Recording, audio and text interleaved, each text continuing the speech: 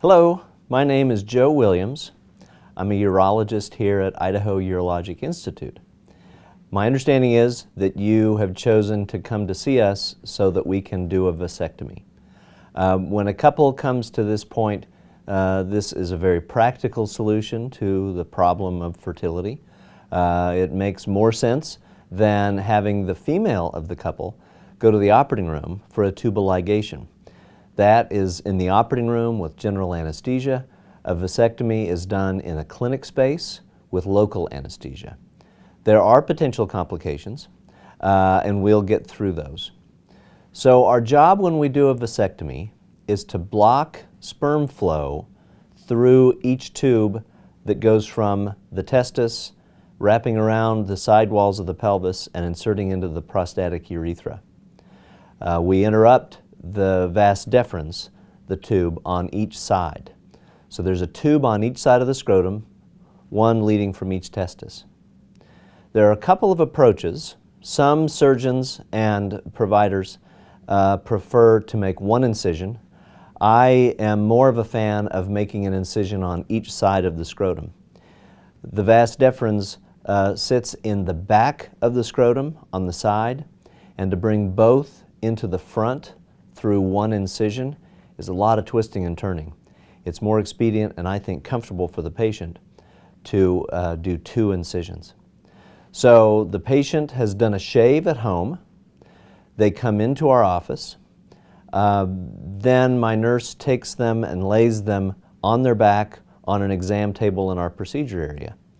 They do a soapy prep on the genitals and lay out some drapes, and then I come in. We place a tray in front of the patient's chest.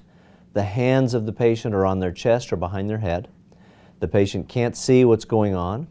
Then I come in and I get the vas deferens on one side close to the scrotal wall with my fingertips. With a needle and syringe, I inject and numb up about a quarter-sized area. Then, after it's set up, I make a little incision, about 1.5 centimeters, 2 centimeters, and then I bring a loop of the tube, the vas deferens, out and do a bunch of stuff to it to block sperm flow. I cut out a section of the vas deferens, centimeter, 1.5 centimeters, and then I cauterize the cut ends with a cautery tool. Then we tie off the cut ends with a suture that is permanent. Then I sequester one of the ends of the vas deferens in soft tissue so that the two cut ends don't fall back in line. They are teed up against each other like this. That gets dropped back into the scrotum. Then we close the scrotal incision with stitches that go away by themselves. Once that's done, we switch sides of the table and do the whole thing over again on the other side. 2 shots, 2 incisions. The shot hurts. It's like a bee sting. But once that sets up, the patient shouldn't feel sharp pain. They can feel things moving around. The whole procedure takes 20-25 minutes. We just talk the patient through it. We don't use sedation for this because it's really not necessary. The patient then gets up and gets dressed, gets a ride home, and the plan then is for the patient to lay on the couch for 2 days. Patients can get up to get something to eat, go to the bathroom, take a shower, but that's about it for 2 days.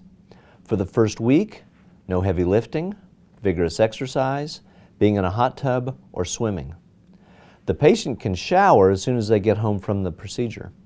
No need to scrub the area, just let water run down and then pat dry.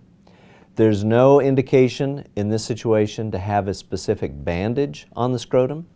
We stack some gauze on the scrotum at the end of the procedure for the patient to stuff in their shorts, but there's no need for Band-Aids or other dressings as time goes on. The sutures that we put into the scrotal wall, into the incision areas, go away by themselves. It takes 7 to 10 days for the sutures to fall out. There can be a red tissue response to the suture material, and there can be some fluid that can leak out of the incision. The incision can actually open up. That's no big deal. It always heals up.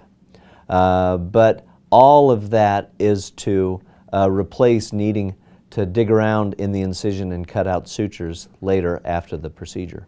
So they come out on their own. My recommendation for patients is that they take 4 regular strength ibuprofen as soon as they get home. So that adds up to 800 milligrams of ibuprofen, and then that night before going to bed. I usually don't prescribe oral narcotics because it's usually not necessary. These incisions don't inherently hurt. There shouldn't be an aching after the procedure. You should just be able to tell that somebody has been operating there, kind of like after you've been to the dentist. Let's go through some of the potential complications. There can be a bleeding source in the scrotum anytime we operate in this area. We do a lot of things during the operation to help mitigate the risk of bleeding, but the other half of that risk is how active the patient is, and that's why we really want you to take it easy. If there is a blood collection, the body has to just take care of that over a couple of months, and that's uncomfortable, so it's just best avoided. It's an unusual circumstance to occur, but it is possible. It's possible for the scrotum to get infected after this operation. That would be evidenced by a lot of swelling and a lot of redness, usually a fever, and the patient doesn't feel well. People that are at risk for that are those who are markedly overweight or those who have diabetes. It's unusual also, but it can happen. A little redness around the incision is not an indication of infection. Anytime we operate in the scrotum, we can cause chronic scrotal pain on one side or the other. Very rare circumstance. It's much more common with a hernia repair than it is with a vasectomy, but it's possible. It is technically possible to kill a testis with this operation. Technically possible to interrupt the blood supply to a testis. I've never seen this happen to a patient of mine. I've only seen one case with another surgeon having done a vasectomy. So very, very rare occurrence, but it is possible. The most common complication of doing a vasectomy is a condition called post-vasectomy epididymitis. The epididymis is the first part of the vas deferens off the testis. It can get engorged with seminal fluid, and there can be an aching that can occur, usually 4 or 5 days after the vasectomy. That turns into a good amount of pain that frequently we need to prescribe oral narcotics for. That pain can last a week and a half. Very rare for this to occur, but it is also possible. The only other thing to cover is the simple fact that patients are still fertile for a good while after a vasectomy. There's a lot of plumbing downstream from where we're working in the scrotum that still has active live sperm in it. It takes 90% of patients 10 to 12 weeks to get rid of what's left in the system. So what we do is we do the vasectomy, have the patient back in 7 to 10 days, make sure they're doing well, give them some specimen cups. 10 to 12 weeks after the vasectomy, we have the patient make a specimen, bring it into our second floor desk or in the Boise office, as long as it's not too late in the afternoon. And then a week or two later, they bring in another specimen. We would like to see 2 specimens with 0 sperm before we can call the patient and say they're good to go without contraception. So it's important to understand that fertility persists after the vasectomy for a period. It takes 10% of patients longer than 10 to 12 weeks, and my record is 9 months. So that is a possibility. So it's good to nail down the fact that a person is indeed sterile before contraception is set aside. If there are any questions, I'll be back in the room to discuss the procedure in detail and do an examination.